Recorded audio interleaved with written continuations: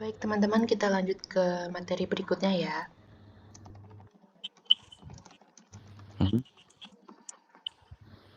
Bentar, suaraku kedengeran jelas nggak? Kalau sekarang jelas, Pak. Hello. Oke, berarti yang nomor satunya kita ulangi lagi coba. Oke, makasih, Bang.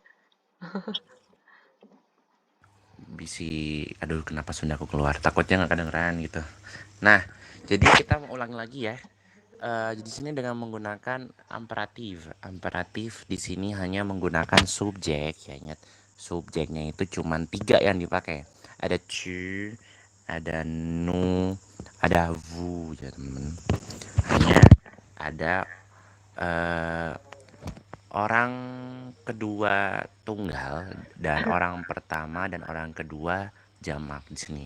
Il permet d'exprimer en ordre une interdiction, un conseil, mais uniquement à la deuxième personne du singulier et à la première et deuxième personne du pluriel.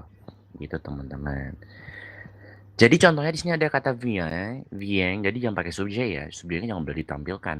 Vient di sini dari sujet tu, lalu ada participa dari kata partir, partir dari kata kerja partir dan subjeknya adalah vous dan di sini partons sama juga partir tapi dengan sujet nous gitu. Nous itu adalah sujet pertama jamak ya. Nous itu adalah sujet. Jadi kayak orang pertama jamak itu adalah nous, orang kedua jamak adalah vous, orang kedua tunggal itu disebut tu, kamu.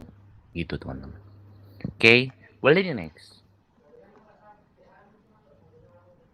Devoir, devoir di sini kata kerja dari artinya harus. Jadi intensitas yang dikerjakan tuh kamu harus mengerjakan hal tersebut. Contoh di sini dan di sini untuk menggunakannya kita ubah dalam bentuk présent ya. Teman-teman bisa cari di tempat lain untuk bagaimana cara mengubah kata kerja devoir. Contohnya je dois dormir ce soir. Saya harus tidur sore hari nanti. Terus yang kedua contohnya nous devons travailler aujourd'hui. Kita atau kami harus bekerja hari ini. Lalu tu dois manger ce matin. Kamu harus makan pagi nanti itu. Jadi untuk menggunakan kata kerja dormir ini, yang pertama dormirnya dulu dalam konjugasi dalam bentuk présent ya. Je dois, tu dois, il on doit, nous devons, vous devez, il elle doivent ya. Jadi kata kerjanya itu kata perubahan kata kerjanya atau konjugasinya dulu baru kata kerja infinitif. Infinitif itu kata kerja dasar. Contoh di sini ada doit dormir, devons travailler, doit manger dan lain-lain. Itu teman-teman. Oke, yang ketiga. Yang ketiga, kita menggunakan frasa il faut. Il faut dari kata kerja falloir. Ya, follower. Jadi follower di sini artinya tidak ada arti khusus, ya. Dan follower ini hanya bisa dikonjugasikan dengan sujet il. Mengapa demikian? Di sini il ini merujuk bukan pada dia laki-laki, tapi dia merujuk kepada kita. Merujuk kepada en general atau secara umum. Ataupun merujuk kepada orang banyak. Ya, il faut di sini. Jadi, il faut di sini artinya saya harus, kamu harus, kita harus, Anda harus, dia harus. Itu arti dari il faut sebenarnya untuk frasa il faut. Jadi misalnya contoh di sini ada penggunaan il faut dan kata benda. Il faut plus nom. Il faut une bonne mémoire. Kita harus punya sebuah memori yang baik gitu. Lalu ada penggunaan selanjutnya itu il faut dan infinitif. Contohnya il faut faire du sport. Kita harus berolahraga.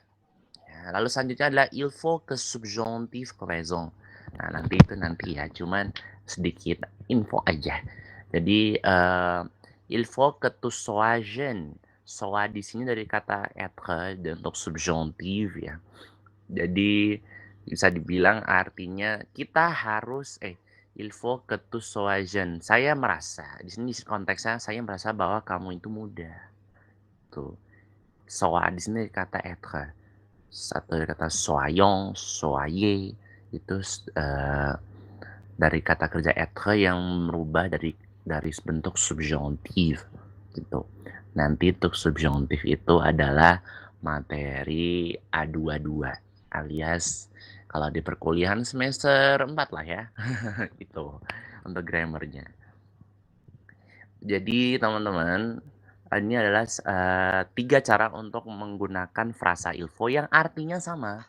Kita tuh memberikan perintah, memberikan order, memberikan saran, nasihat, memberikan, memberitahu cara dengan menggunakan il faut ini. Lalu ada cara terakhir yaitu, yang keempat, boleh di-next.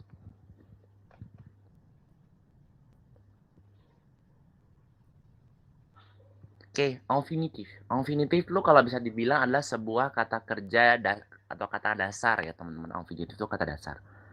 Nah, jadi teman-teman, untuk menggunakan infinitif di sini, bisa dilihat contoh berikut di sini. À l'écrit uniquement, on peut utiliser l'infinitif présent pour exprimer l'ordre ou l'interdiction. On trouve souvent ce type ordre sur les pancartes des lieux publics, dans les recettes, les énoncés, ou le mode d'emploi. Nah, jadi di sini infinitif, di sini untuk penggunaan infinitif dia di sini konteksnya lebih general, konteksnya lebih umum, bukan bentuk il faut tadi ya. Tapi di sini bisa dibilang bentuk baku, teman-teman. Bentuk baku dari memerintah orang. Dan biasanya penggunaan infinitif ini bisa ditemukan pada pangkardelier. Pangkardelier itu kayak ini.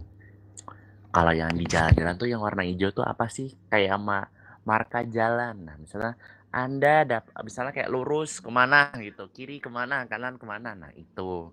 Misalnya tolong berhenti. Nah, biasanya menggunakan infinitif. Contoh selanjutnya adalah dans le recette.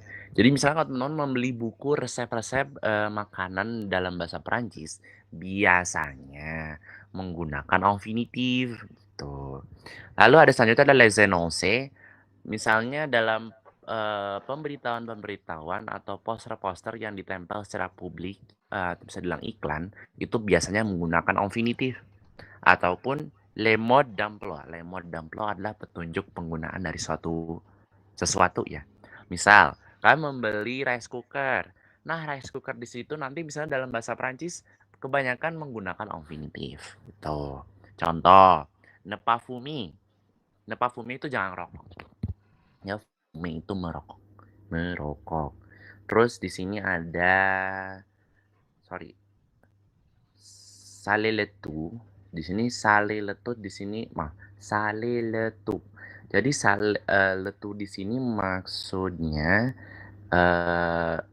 kayak gini, dalam memasak, kalau sale itu kayak kita tuh menaburkan something gitu. Jadi sale itu dalam bahasa Perancis, kalau kata kerjanya tuh menaburi. Cuman kalau kata benda, sale aja pakai aksen, tapi tanpa R, itu garam, ya teman-teman. Jadi bisa dibilang kalau dalam memasak, sale le tout. Taburi, misalnya dalam, adonan tersebut atau di masakan tersebut dikasih garam, ditaburi bumbu-bumbu pakai sale le tout, itu. Lalu appuyer sur le bouton entrée de la télécommande. Sebentar, aku takut salah.